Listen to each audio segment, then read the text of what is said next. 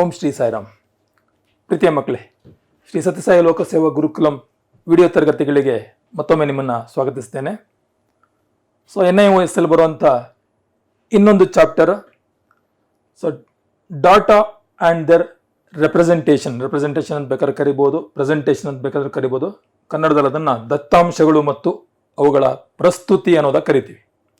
So ಈ chapter ನಿಮಗೆ ಹೊಸದೇ ಅನ್ನಲ್ಲ, ಸುಮಾರು 6ನೇ ತರಗತಿಯಿಂದ ಎಲ್ಲ ತರಗತಿಗಳಲ್ಲೂ ಕೂಡ ಸೊ ಡಾಟಾ ಹ್ಯಾಂಡ್ಲಿಂಗ್ ಅನ್ನೋ ಹೆಸರಲ್ಲಿ ಈ ಚಾಪ್ಟರ್ ನೋಡ್ಕೊಂಡು ಬಂದಿದೆ. ಸೊ ಇದಕ್ಕೆ ಇನ್ನೊಂದು ಹೆಸರು ಸ್ಟ್ಯಾಟಿಸ್ಟಿಕ್ಸ್ ಅನ್ನೋದಕ್ಕೆ ಕೂಡ ಕರಿತೀವಿ. ಸೊ ಸ್ಟ್ಯಾಟಿಸ್ಟಿಕ್ಸ್ ಅಂತ ಹೇಳಿದರೆ So it is the science which deals with the collection, organization, analysis and interpretation of the numerical data.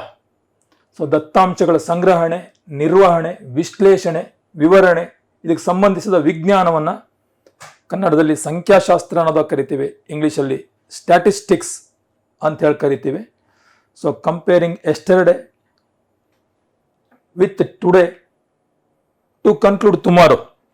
So ಬೇರೆ ಬೇರೆ ವಿಷಯಗಳಿಗೆ ಸಂಬಂಧಪಟ್ಟಿರುವಂಥ ದತ್ತಾಂಶಗಳನ್ನು ಸಂಖ್ಯೆಗಳ ರೂಪದಲ್ಲಿ ನಾವು ಸಂಗ್ರಹ ಮಾಡಿ, ಸೊ ಅದ್ರ ಬಗ್ಗೆ ಅಧ್ಯಯನ ಮಾಡಿ, ಸೊ ಮುಂದೆ ಕೆಲವು ಕನ್ಕ್ಲೂಷನ್ನ ತಗೊಳ್ಳಿಕ್ಕೆ ಸೊ ಈ ಚಾಪ್ಟರ್ ಅತ್ಯಂತ ಸಹಾಯಕ ಆಗುತ್ತೆ. ಕೆಲವು ಉದಾಹರಣೆ ಕೊಡಬೇಕು ಅಂತ ಹೇಳಿದರೆ ಬಹಳ ಸುಲಭವಾಗಿರುವಂಥ ಕೆಲವು ಉದಾಹರಣೆಗಳು. ಸೊ ಕ್ರಿಕೆಟಲ್ಲಿ ರನ್ಗಳನ್ನು ಸ್ಕೋರ್ ಮಾಡೋದನ್ನು ಸಂಖ್ಯೆಗಳ ರೂಪದಲ್ಲಿ ನಾವು ಕಲೆಕ್ಟ್ ಮಾಡ್ತೀವಿ. ಅದೇ ರೀತಿ so number of patients recovering in hospital from corona disease, ಅಥವಾ ಯಾವುದೇ ಸಂಖ್ಯೆಗೆ ಸಂಬಂಧಪಟ್ಟ ಹಾಗೆ ಯಾವುದೇ ಪೇಷಂಟ್ಗಳ ಸಂಖ್ಯೆಯನ್ನು ಬರೆದು ಅದ್ರ ಬಗ್ಗೆ ಅಧ್ಯಯನ ಮಾಡುವಂಥದ್ದು ಇರ್ಬೋದು.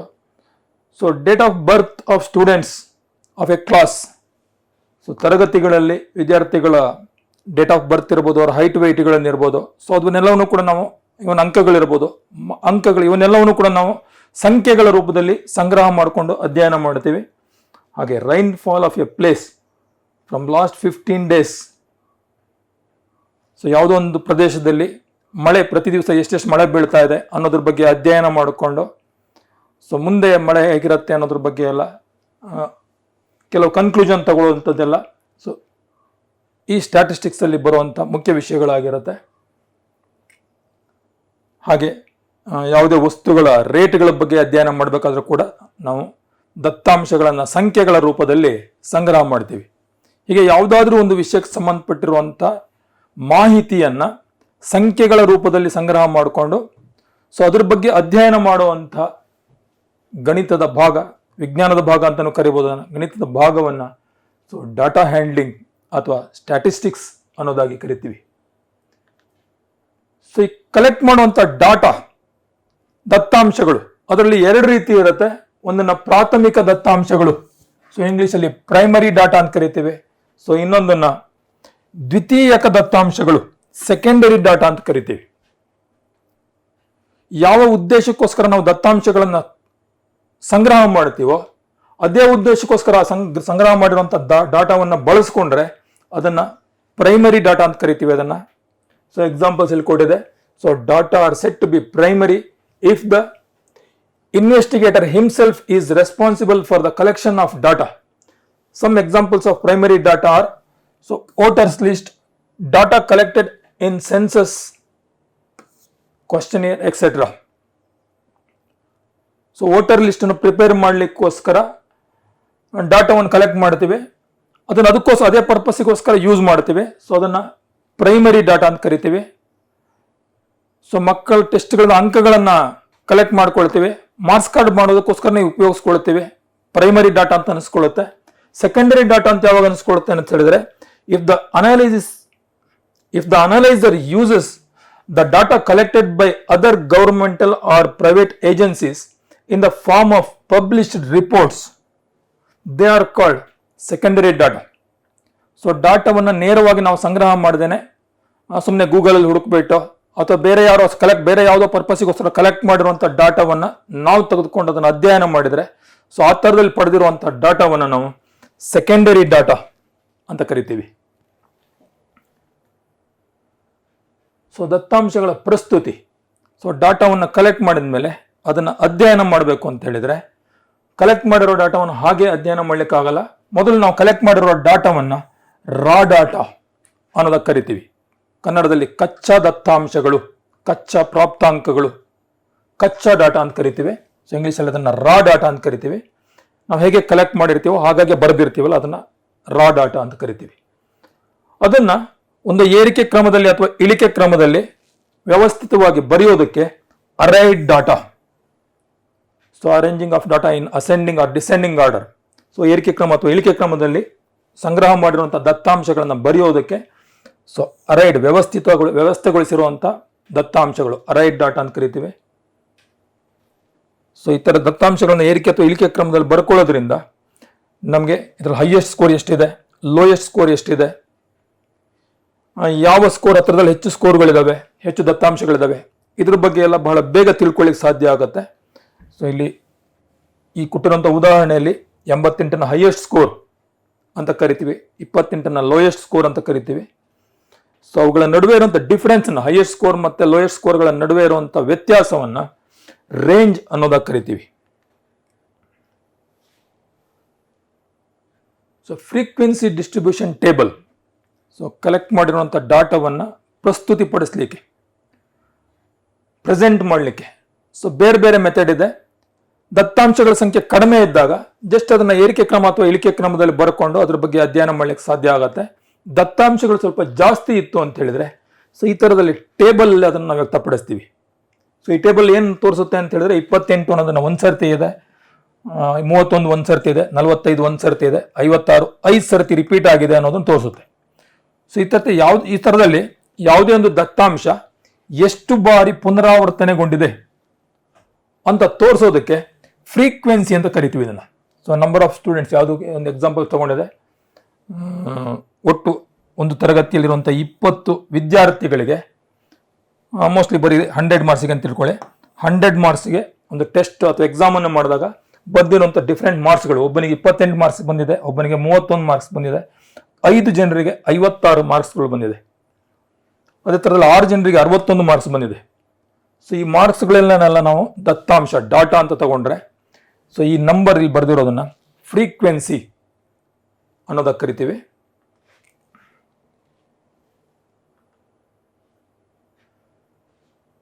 So first of all, collect the frequency distribution table for a grouped data. So ದತ್ತಾಂಶಗಳ ಸಂಖ್ಯೆ ಇನ್ನೂ ಅಧಿಕವಾಗಿದ್ದಾಗ ಸೊ ಟೇಬಲ್ ನಾವು ಇನ್ನೊಂದು ರೀತಿಯಲ್ಲಿ ಮಾಡ್ತೀವಿ. ಈ ಉದಾಹರಣೆಯನ್ನು ಗಮನಿಸಿದ್ರೆ ಗೊತ್ತಾಗುತ್ತೆ ನಿಮಗೆ. ಬರಲಿಕ್ಕೆ ಹೆಚ್ಚು ಟೈಮ್ ತಗೊಳುತ್ತೆ ಅನ್ನೋದಕ್ಕೋಸ್ಕರ ಇಲ್ಲೂ ಕೂಡ ಒಟ್ಟು 20 ವಿದ್ಯಾರ್ಥಿಗಳ ಅಂಕಗಳನ್ನೇ ತಗೊಂಡಿದೆ. ಆದರೆ ಅಂಕಗಳನ್ನು ಬರಿಬೇಕಾದ್ರೆ 28ರಿಂದ 34 ಅಂಕಗಳು ಬಂದಿರೋಲ್ಲ, 28ರಿಂದ 34 ಅಂಕಗಳು ಬಂದಿರೋನೆಲ್ಲ ಒಂದು ಗುಂಪಿನಲ್ಲಿ ನಾನು ಪ್ರತಿನಿಧಿಸ್ತೀನಿ ಅದನ್ನು. ಸೊ ಬರಿಬೇಕಾದ್ರೆ ಏನು ಮಾಡ್ಬೋದು, 45 ಇದೆ ಇಲ್ಲಿಗ, 45 ಇಲ್ಲಿ ಎಲ್ಲಿ ಬರುತ್ತೆ ಅಂತ ಹೇಳಿದ್ರೆ 42 ಮತ್ತು 48ರ ಮಧ್ಯದಲ್ಲಿ 45 ಬರುತ್ತೆ. ತಾಳಿಯನ್ನು ಬರೆಯೋದು ಅಂತ ಕರಿತೀವಿ ಇದನ್ನಲ್ಲಿ. ಸೊ 56 ಈ ಗ್ರೂಪಲ್ಲಿ ಬರುತ್ತೆ. ಸೊ ಈ ಥರ ಗ್ರೂಪ್ ಮಾಡೋದಕ್ಕೆ ಕ್ಲಾಸ್ ಇಂಟರ್ವಲ್ಸ್ ಅನ್ನೋದಕ್ಕೆ ಕರಿತೀವಿ ಅದನ್ನು. ವರ್ಗಾಂತರಗಳು ಅಂತ ಕರೀತಾರೆ ಕನ್ನಡದಲ್ಲಿ. ಸೊ ಇಂಗ್ಲೀಷಲ್ಲಿ ಅದನ್ನು ಕ್ಲಾಸ್ ಇಂಟರ್ವಲ್ಸ್ ಅನ್ನೋದಕ್ಕೆ ಕರಿತೀವಿ. ಒಂದೊಂದನ್ನು ಕೂಡ ಇಲ್ಲಿ ಒಂದೊಂದು ಮಾರ್ಕ್ ಮಾಡಿ ಬರೆಯೋದಕ್ಕೆ ತಾಳಿ ಅಂತ ಕರಿತೀವಿ. ಒಟ್ಟು ಎಷ್ಟು ಮಾರ್ಕ್ ಇದೆ ಅಂತ ಕೂಡಿಸಿ ಬರೆಯೋದಾಗೇನು ನಮಗದು ಫ್ರೀಕ್ವೆನ್ಸಿಯನ್ನು ಕೊಡುತ್ತೆ.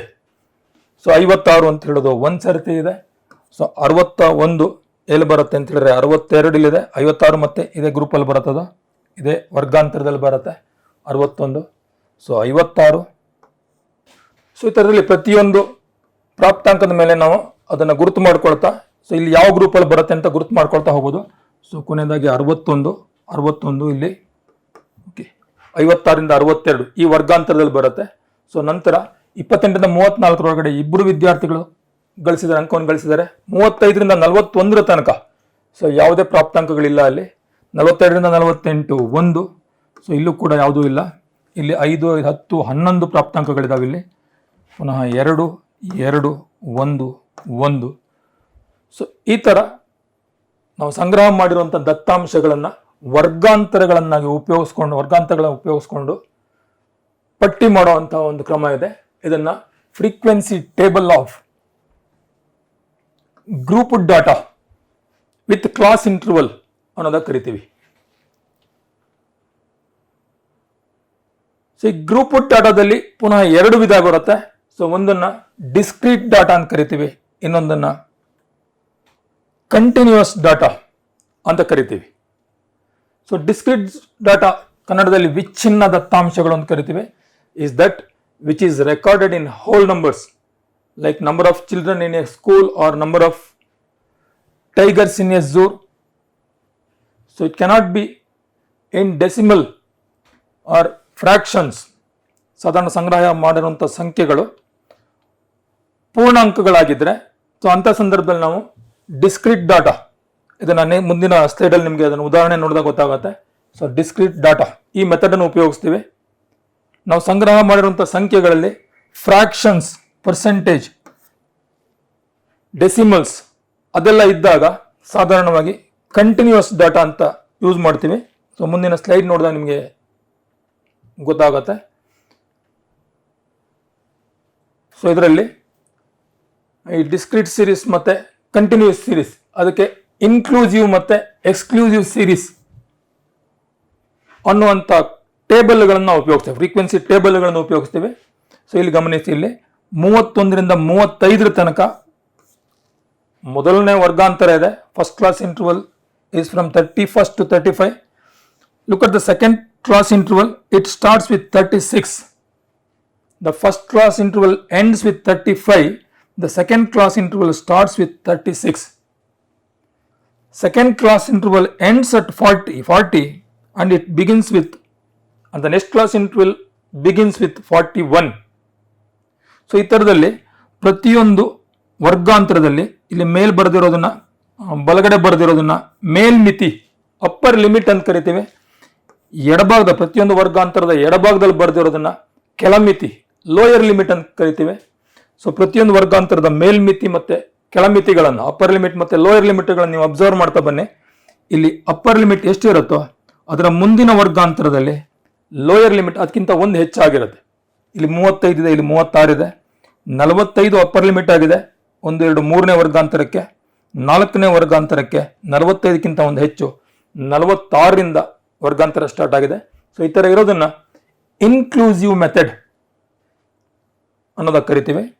ಅದೇ ಪಕ್ಕದಲ್ಲಿರುವಂಥ ಉದಾಹರಣೆಯಲ್ಲಿ 30ರಿಂದ 35, 35ರಿಂದ 40, 40ರಿಂದ 45.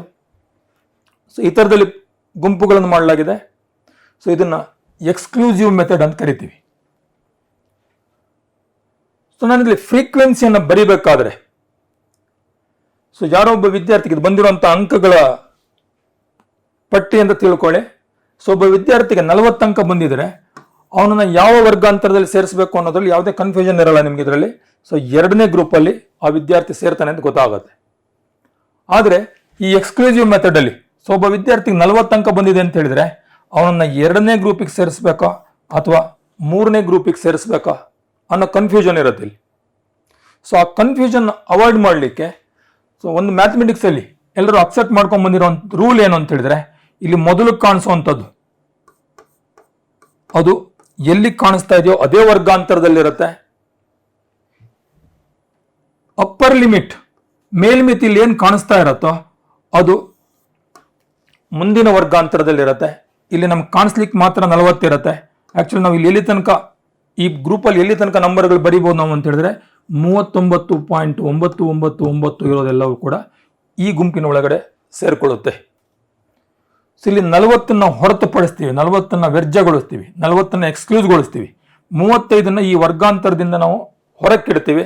ಆದ್ರಿಂದ ಇದನ್ನ ಎಕ್ಸ್ಕ್ಲೂಸಿವ್ ಮೆಥಡ್ ಅಂತ ಕರಿತೀವಿ. ಇಲ್ಲಿ 35 ಅಂತ ಹೇಳೋದು ಇದೇ ವರ್ಗಾಂತರಕ್ಕೆ ಸೇರಿರುತ್ತೆ, 40 ಅಂತ ಹೇಳೋದು 2ನೇ ವರ್ಗಾಂತರಕ್ಕೆ ಸೇರಿರುತ್ತೆ. ಆದ್ರಿಂದ ಇದನ್ನ ಇನ್ಕ್ಲೂಸಿವ್ ಮೆಥಡ್ ಅನ್ನೋದಕ್ಕೆ ಕರಿತೀವಿ.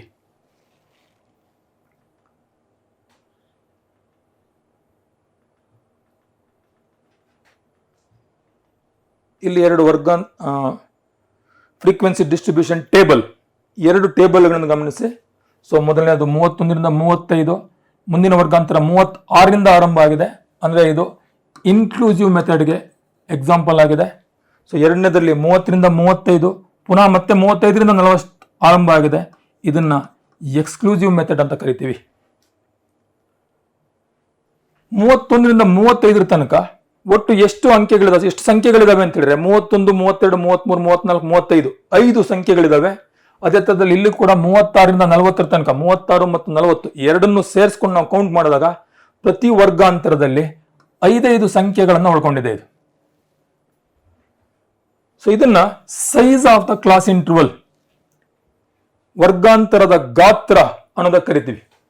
So consider 31 to 35 in inclusive method.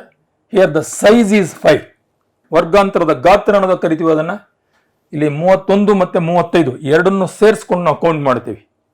ಅದೇ ಎಕ್ಸ್ಕ್ಲೂಸಿವ್ ಮೆಥಡ್ ಅಲ್ಲಿ 30ರಿಂದ 35 ಅಂತ ಹೇಳಿದ್ರೆ ಅಲ್ಲೂ ಕೂಡ ನಾವು ಅದರ ಗಾತ್ರ 5 ಅಂತಾನೆ ಹೇಳ್ತೀವಿ. ಯಾಕೆ ಅಂತ ಹೇಳಿದ್ರೆ ಇಲ್ಲಿ 35 ಎಕ್ಸ್ಕ್ಲೂಡ್ ಆಗಿರುತ್ತೆ.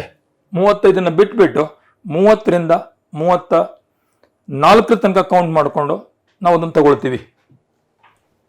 So consider 30 to 35 in exclusive method. Here also the size is 5. 35 to 30. 30 is included and 35 is excluded. 35ನ ಬಿಟ್ಟು ನಾವು ಕೌಂಟ್ ಮಾಡ್ತೀವಿ. ಸೊ ಅದಕ್ಕೆ ಯಾಕೆ ಅಂತ ಹೇಳಿದ್ರೆ 35 ಅಂತ ಹೇಳೋದು ಮುಂದಿನ ವರ್ಗಾಂತರದಲ್ಲಿ ಸೇರಿಕೊಳ್ಳುತ್ತೆ. ಸೊ ಆದ್ರಿಂದ ಇದರಲ್ಲೂ ಕೂಡ ಸೈಜ್ ಅಂತ ಹೇಳೋದು 5 ಆಗಿರುತ್ತೆ.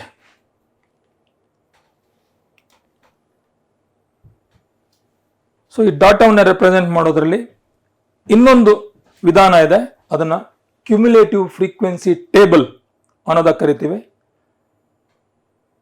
ಸೊ ಇಲ್ಲಿ ನೋಡಿ ಗಮನಿಸಿದ್ರೆ ಗೊತ್ತಾಗತ್ತೆ ನಿಮಗೆ.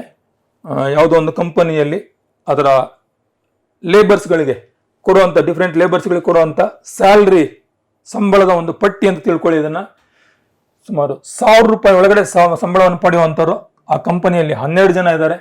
1000ದಿಂದ 2000 ರೂಪಾಯಿ ವೇತನ ಪಡೆಯುವಂಥವ್ರು 35 ಜನ ಇದ್ದಾರೆ. 2000ದಿಂದ 3000 ವೇತನ ಪಡೆಯುವಂಥವ್ರು 75 ಜನ ಇದ್ದಾರೆ. ಇದರ ಮುಂದಿನ ಕಾಲಂನಲ್ಲಿ ಏನು ಬರೆದಿದೆ ಅಂತ ಹೇಳಿದ್ರೆ ಇಲ್ಲಿರೋ 12ಕ್ಕೆ ಮೊದಲನೇದಕ್ಕೆ 12 ಹಾಗೆ ಬರೆದಿದ್ದೇವೆ. 12ಕ್ಕೆ 35ನ ಕೂಡಿಸ್ಬಿಟ್ಟು 47ನ ಬರೆಯಲಾಗಿದೆ. ಅದೇ ಥರದಲ್ಲಿ 47ಕ್ಕೆ 75ನ ಕೂಡಿಸ್ಬಿಟ್ಟು 122 ಬರೆಯಲಾಗಿದೆ. ಸೊ ಇಲ್ಲಿ ಬರೆದಿರುವಂಥ ಪ್ರತಿಯೊಂದು ಸಂಖ್ಯೆ ಏನನ್ನ ತೋರಿಸುತ್ತೆ ಅಂತ ಹೇಳಿದ್ರೆ ಅದರ ಹಿಂಬದಿಯಲ್ಲಿರುವಂಥ ಅದಕ್ಕಿಂತ ಕಡಿಮೆ ಇರುವಂಥ ಎಲ್ಲ ವರ್ಗಾಂತರಗಳ ಆವೃತ್ತಿಯ ಮೊತ್ತವನ್ನು ಅದು ತೋರಿಸ್ತಾ ಬರುತ್ತೆ. So it is called cumulative sum of all the frequencies of the class interval which are lower to the class interval which are considered. ನಾವು ತೆಗೆದುಕೊಂಡಿರುವಂಥ ಕ್ಲಾಸ್ ಇಂಟರ್ವಲ್ ಇದೆಯಲ್ಲ ಅದಕ್ಕಿಂತ ತಳಭಾಗದಲ್ಲಿರುವಂಥ ಎಲ್ಲ ಆವೃತ್ತಿಗಳ ಮೊತ್ತವನ್ನು ಮತ್ತೆ ಆ ಕ್ಲಾಸ್ ಇಂಟರ್ವಲ್ನ ಆವೃತ್ತಿ ಅದನ್ನ ಸೇರಿಸಿ ನಾವು ಇಲ್ಲಿ ಬರೆದಿರ್ತೀವಿ. ಸೊ ಈ ಥರ ಬರೆಯುವಂಥದ್ದನ್ನು ಕ್ಯುಮ್ಯುಲೇಟಿವ್ ಫ್ರೀಕ್ವೆನ್ಸಿ ಟೇಬಲ್ ಅನ್ನೋದು ಕರಿತೀವಿ. ಸೊ ಕೆಲವು ಸಂದರ್ಭದಲ್ಲಿ ನನಗೆ ಆ ಕಂಪನಿಯಲ್ಲಿ 7000 ರೂಪಾಯಿಗಿಂತ ಕಡಿಮೆ ಸಂಬಳವನ್ನು ಗಳಿಸುವಂಥವ್ರು ಒಟ್ಟು ಎಷ್ಟು ಜನ ಇದ್ದಾರೆ ಅಂತ ಕೇಳಿದಾಗ ಸೊ ನಾನು ಇದನ್ನೆಲ್ಲ ಕೂಡಿಸುವಂಥ ಅವಶ್ಯಕತೆ ಇರಲ್ಲ, ಯಾಕೆ ಇದನ್ನೆಲ್ಲ ಕೂಡಿಸ್ಬಿಟ್ಟು ಆಲ್ರೆಡಿ ನಾವು ಇಲ್ಲಿ ಬರ್ಕೊಂಡಾಗಿರುತ್ತೆ. ಸೊ ಅಂಥ ಸಂದರ್ಭದಲ್ಲಿ ಇದು ನಮಗೆ ಸಹಾಯಕ್ಕೆ ಬರುತ್ತೆ.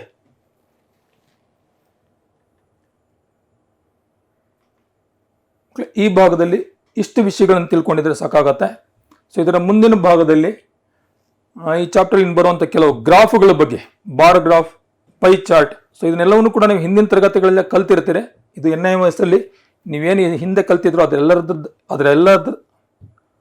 ಅದೆಲ್ಲದರ ಒಂದು ರಿವಿಷನ್ ಅಷ್ಟೇ ಇದು.